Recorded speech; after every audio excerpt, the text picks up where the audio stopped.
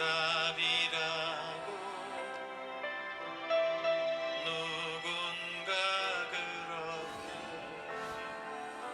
말했듯이 사랑을 주지. 할렐루야, 안녕하십니까? 서울 불꽃교회 무리도 목사입니다. 그동안 평안하셨습니까?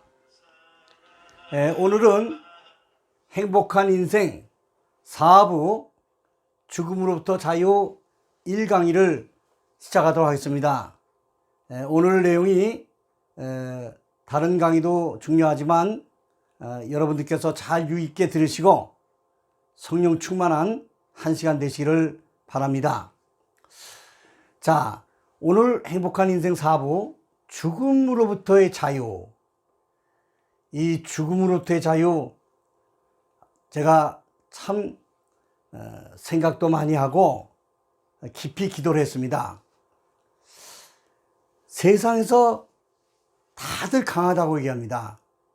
나도 강하다, 너도 강하다. 말로는 누구든지 다 할 수 있습니다. 그런데 정말 강한 사람들, 특별히 신앙인 중에서도 강한 사람들이 누구일까? 죽음을 두려워하지 않고 죽음을 염려하지 않는 그런 신앙인들이 정말 강한 사람들이 아닐까요? 자, 먼저 죽음에 대해서 한번 생각해 보도록 하겠습니다. 죽음이라는 이 단어를 보통의 사람들은 입에 올리기도 별로 달가워하지 않는 말이지요. 그러나 신앙인들은 죽음에 대하여 어떠한 믿음의 자세를 가지고 있느냐, 거기에 따라서 그 믿음의 깊이를 알 수 있을 것이다, 이렇게 저는 생각합니다. 제 아무리 강하고 권세 있고 돈 많고 젊은 혈기가 왕성한 사람이라 해도 예외 없이 죽음은 찾아오게 되어 있습니다. 그러면서 제가 죽음에 대해서 여러 사람들과도 대화를 좀 나눠보고 또 여러분들의 의견을 또 들어보고 생각을 나눠볼 때 대략은 두 가지 정도의 생각을 가지고 있지 않는가, 이런 제가 나름대로의 생각을 해봤습니다. 자, 신앙을 갖지 않은 사람들의 생각 첫 번째, 죽음 후에는 아무것도 의식할 수 없다는 이런 생각이 아닌가 하는 것을 제가 정리해 봤습니다. 만약에 죽음 뒤에는 아무것도 없는 것, 의식할 수 없는, 아무것도 없다는 이런 생각이 사실이라면 얼마나 우리의 인생은 허무하고 헛된 것일까를 생각해 봤습니다. 정말 그렇다면, 죽음 뒤에 아무 의식도 없다면, 아무것도 없다면 눈을 뜨고 숨을 쉬고 있는 이 짧고 짧기만 한 인생을 악착같이 아둥바둥하면서 가능한 한 잘 먹고, 먹는 일 즐겁지 않습니까? 그 짧은 시간 남았는데 가능하면 한 잘 먹고 또 잘 입고 잘 마시는 일에 집중하는 것이 최우선이 되어야 하지 않을까, 이렇게 생각합니다. 왜냐고요? 죽는 것과 동시에 모든 의식이 소멸되어지고 아무것도 남는 것이 없다는 게 사실이라면 그게 정상이 아닐까요? 어떻게든지 남은 시간에, 그 짧은 시간에, 인생 참 짧지 않습니까? 저도 이제 60 중반을 넘다 보니까 옛 어르신들이, 연세 많으신 분들이 너무 인생이 빠르다고 하는 말씀을 그렇게까지 빠를까 생각했습니다. 그런데 참 우리 인생이 빠릅니다. 짧습니다. 그러니 죽음 후에 아무 의식도 없고 아무것도 없다면 그저 그 남은 시간에 잘 먹고 잘 입고 잘 마실 일에 모든 힘을 기울인 것이 정상이 아닐까, 이렇게 생각을 해봤죠. 자, 두 번째는, 신앙을 갖지 않은 사람들의 생각 두 번째는 환생이 있다는 윤회설을 주장하는 사람들도 있습니다. 그 윤회설이 뭐냐? 제가 깊이 있게 연구까지는 해보지 않았습니다. 전 동의하지 않으니까요. 인간답게 살지 못하던 사람은 개나 돼지나 원숭이, 소 등등으로 환생하며 인간답게 산 사람만이 다시 인간으로 환생한다는 것이 사실이라면 자칫 매일 먹고 있는 식탁 위에 정말 본의 아니게 자기 조상을 음식 삼아 먹을 수도 있다는 이해 불가한 일이 연출될 수도 있지 않을까 이렇게 생각해 봤죠. 그래서 저는 위의 두 가지 생각은 첫째, 성경을 믿어지고 성경을 믿고 또 하나님이 정말 살아계시다는 것을 확신하는 저로서는 근거가 아주 약한 주장이라고 여겨집니다. 그러나 성경은 그렇지 않습니다. 성경은 대단한 확신을 우리에게 심어주는 근거를 제시를 확실히 하고 있습니다. 성경 첫 장 첫 절을 열면 창세기 1장 2절입니다. 하나님께서 천지를 창조하셨다고 확실하게 증거하고 있습니다. 오늘 창세기 1장 1절을 한번 써보았습니다. 이 기절이 바로 창세기 1장 1절의 말씀입니다. 창세기 1장 1절입니다. 제가 한번 잠시 읽어보도록 하겠습니다. 베레시트, 태초에 바라 창조하시니라. 엘로임, 하나님께서 엣 하샤마임, 하늘과 베 엣 하아레츠. 정확하게 6개의 단어입니다. 6개의 단어를 가지고 태초에 하나님이 천지를 창조하시리라 이렇게 선포를 하신 것이죠. 놀라운 말씀입니다. 여호와 하나님이 창조하시니라. 특별히 이 창조하시다는 바라라고 하는 이 단어는 아무것도 없는 무에서 유를 만들어내신다는 단어죠. 그래서 감히 사람들은 사용할 수 없는 동사가 바로 바라라고 하는 창조하다는 단어입니다. 바라. 창조하시니라. 아무것도 없는 무에서 유를 만들어내셨다는 것이죠.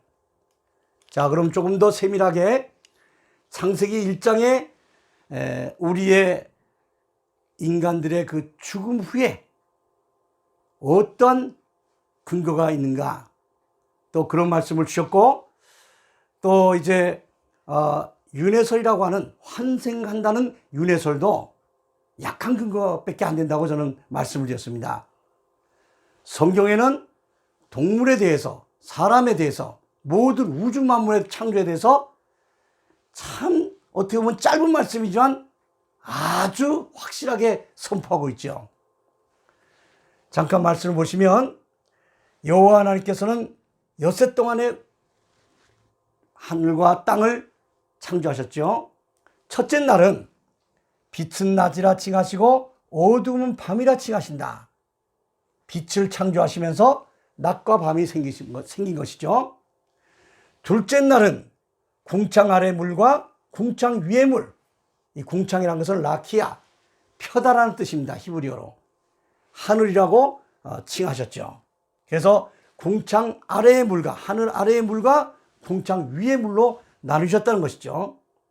셋째 날은 땅과 바다, 땅에는 풀과 씨 맺는 채소, 창세기 1장 11절입니다. 각기 종류대로 씨 가진 열매 맺는 나무를 창조하셨다. 여기에서 각기 종류대로 하라는 말씀이 주목을 하셔야 됩니다. 굉장히 중요한 말씀이죠. 각각 종류대로. 넷째 날은 두 큰 광명과 별들을 창조하셨다. 두 큰 광명은 하나의 큰 광명은 태양이죠. 작은 광명은 달입니다. 자, 다섯째 날은 새와 큰 물고기와 물에서 번성하여 움직이는 모든 생물을 역시 그 종류대로, 각각 그 종류대로 날개 있는 모든 새를 또한 그 종류대로 창조하시다. 이렇게 말씀을 합니다. 이 종류대로 말씀이 아주 중요한 말씀입니다. 자, 그래서 그 종류대로라는 말씀을 잠깐 원문에 보면은 레민 후 이렇게 나옵니다.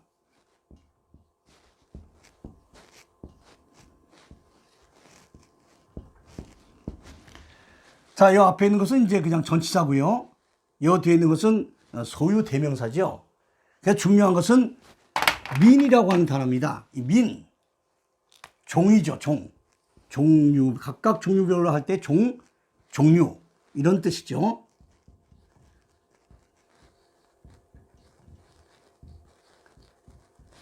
그래서 하나님께서는 씨 가진 열매 맺는 나무도 태초에 창조하실 때 각각 종류대로 창조하셨다는 것이죠. 나무도.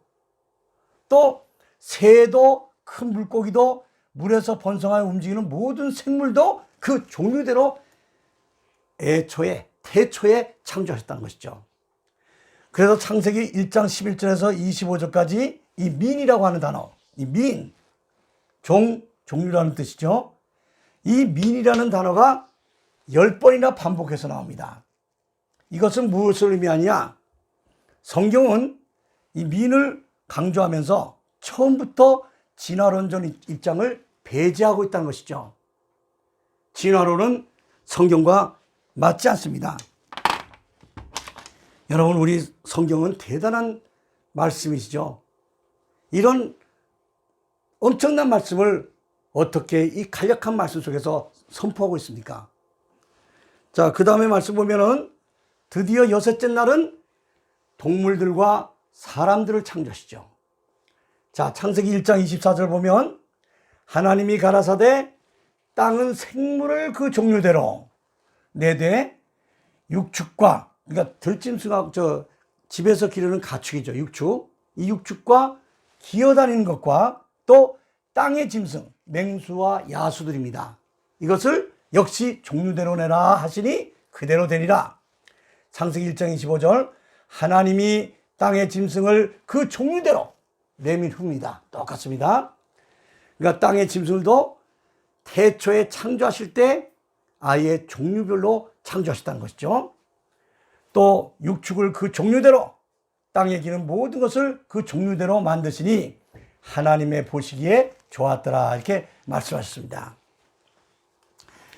자, 여기까지 말씀 보면 하나님의 그 창조의 사역이 놀랍습니다.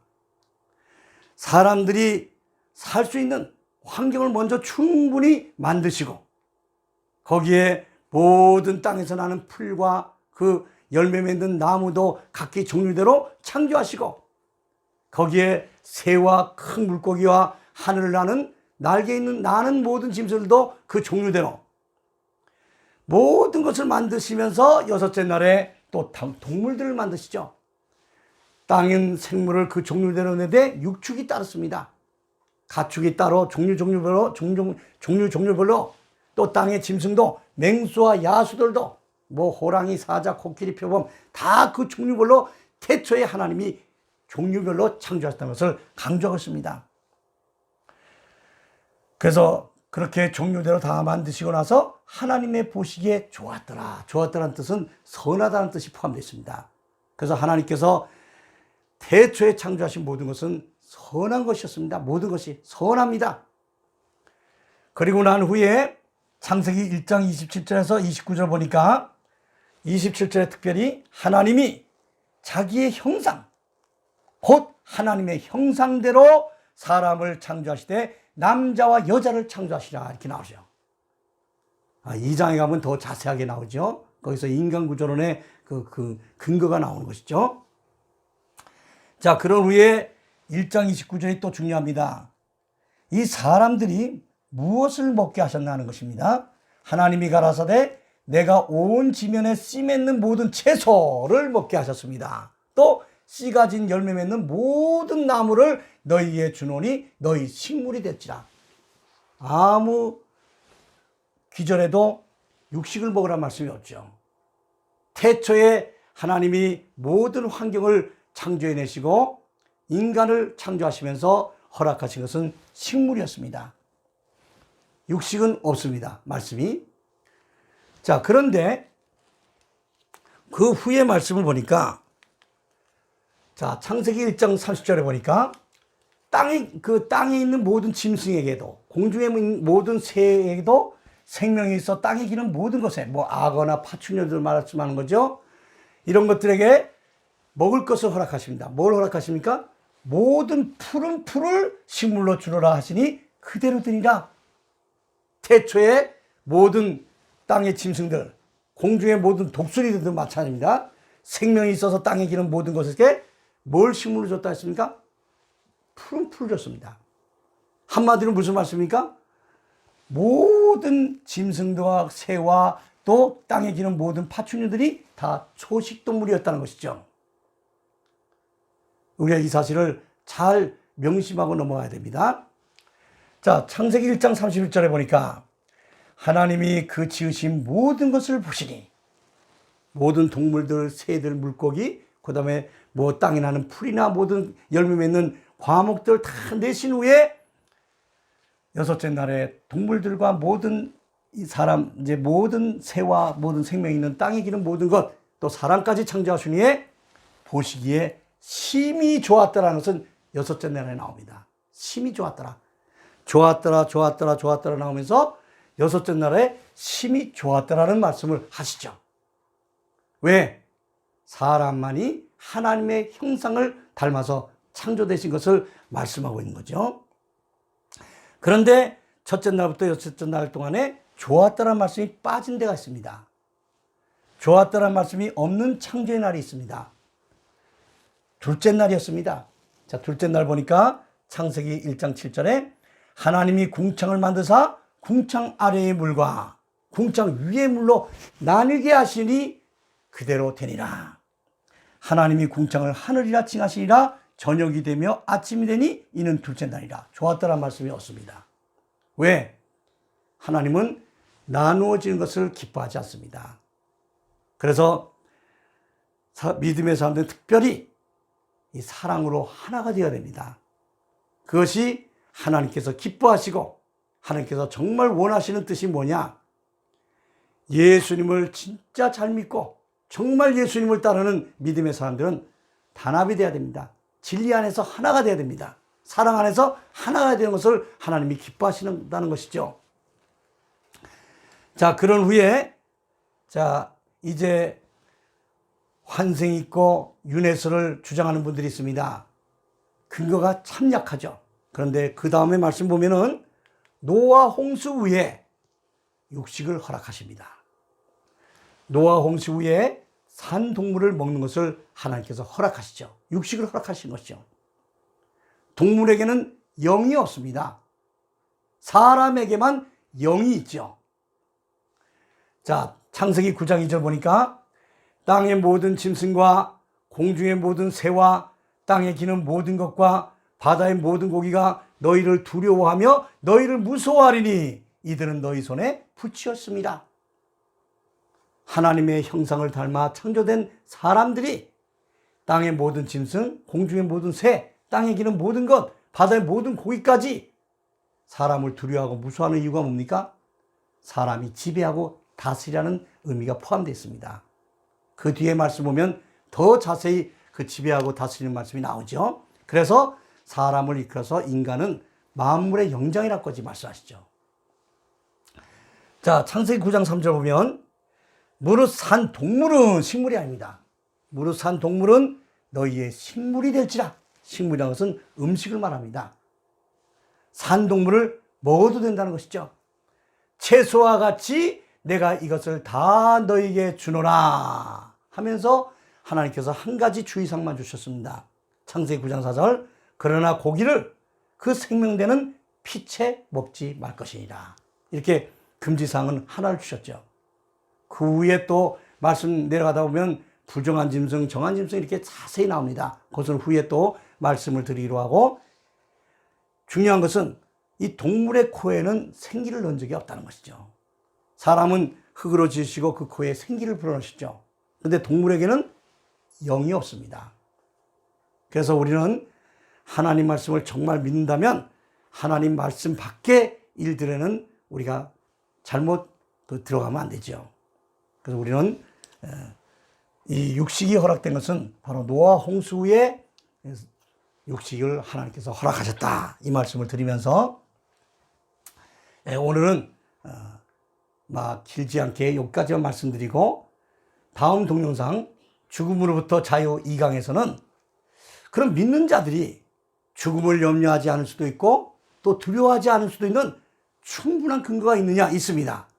한 4가지 정도를 여러분들과 함께 말씀을 나누시면서 정말 하나님의 예수님을 믿는 귀한 신앙을 가진 사람들은 죽음을 염려하지도 않고 두려워하지도 않을 수 있는 이러한 충분한 근거를 확실히 붙잡으시고 많이들 사람들이 두려워합니다. 죽음에 대해서 사실 두려워합니다. 말로는 얼마든지 하죠. 죽는 거 하나도 무섭지 않다고. 그런데 우리는 죽음에 대해서 충분한 근거가 있어서 죽음을 염려하지도 않고 두려워하지도 않을 수 있다는 것이죠. 한 가지 더 2강 때 말씀드릴 말씀은 그럼 실제적인 생활 속에서 예가 있느냐. 그래서 제가 개인적으로 겪었던 예도 있고 또 몇 가지 정말 중요한 예를 제가 준비해서 여러분들과 제 2강에서 또 만나도록 하겠습니다. 다음 동영상 만날 때까지 늘 평안하시고 건강하시기 바랍니다. 평안하세요. 사랑은 주